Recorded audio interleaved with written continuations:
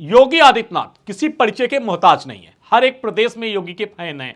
योगी आदित्यनाथ की कार्यशैली हमेशा चर्चा में रहती है। इस बार योगी आदित्यनाथ की सीधा लड़ाई ममता बनर्जी से हो गई है। वक्फ बोर्ड कानून पास हुआ तो पूरे देश में आवाज उठी, लेकिन मुर्शिदाबाद जैसी हिंसा कहीं नहीं हुई, वैसे कत्लेआम कहीं नहीं हुआ। वहां की तस्वीरें देखकर हर किसी का दिल दहल उठा। सबने ममता सरकार पर सवाल उठाए। यूपी के मुख्यमंत्री योगी आदित्यनाथ ने भी बंगाल सरकार से पूछा आखिर क्यों यह हिंसा भड़कने दी गई, लेकिन जवाब में ममता बनर्जी पर्सनल अटैक पर उतर आई। उन्होंने सीएम योगी आदित्यनाथ को भोगी तक कह डाला। क्या ममता दीदी पद की गरिमा भूल गई हैं? उन्हें नहीं पता है योगी आदित्यनाथ भी एक प्रदेश के मुख्यमंत्री हैं। जैसे बंगाल की कमान उनके हाथ में है, वैसे ही सबसे अधिक जनसंख्या वाला उत्तर प्रदेश की कमान योगी आदित्यनाथ के हाथ में है।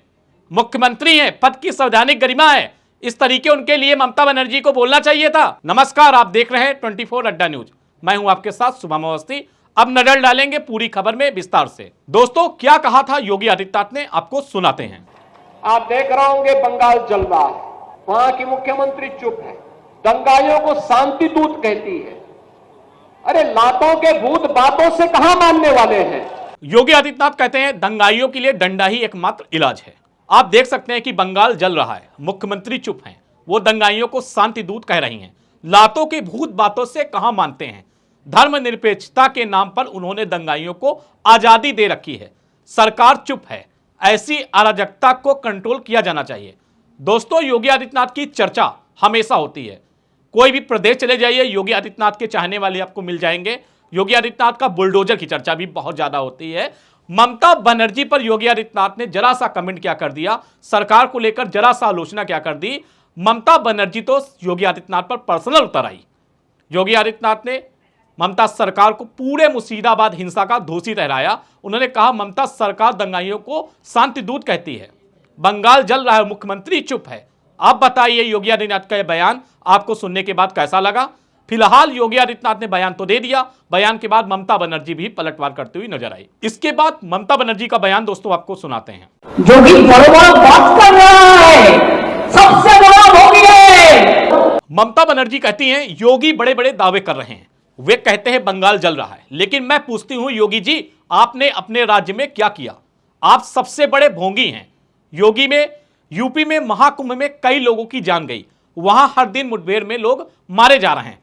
आप लोगों को रैलियां तक नहीं निकालने देते, लेकिन बंगाल पर सवाल उठाने आ जाते हैं। बंगाल में जो कुछ भी हुआ वह वक्फ बिल के खिलाफ लोगों का गुस्सा था। यह केंद्र सरकार की साजिश है, आप उसका हिस्सा हैं। मैं प्रधानमंत्री नरेंद्र मोदी से कहती हूं कि इस भयानक वक्फ बिल को लागू ना करें, वरना पूरा देश बट जाएगा। अमित शाह को भी काबू में रखें, जो अपने सियासी फायदे के लिए देश को सबसे ज्यादा नुकसान पहुंचा रहे हैं। आप देख सकते हैं ममता बनर्जी सीधा सीधा नाम लेकर योगी आदित्यनाथ को भी साजिशकर्ता बता रही हैं, टारगेट कर रही हैं। इसके बाद योगी आदित्यनाथ चुप बैठने वाले कहां थे। योगी आदित्यनाथ ने तुरंत पलटवार किया। उन्होंने कहा ममता सरकार पर, ममता जी मुझे भोगी कह रही हैं।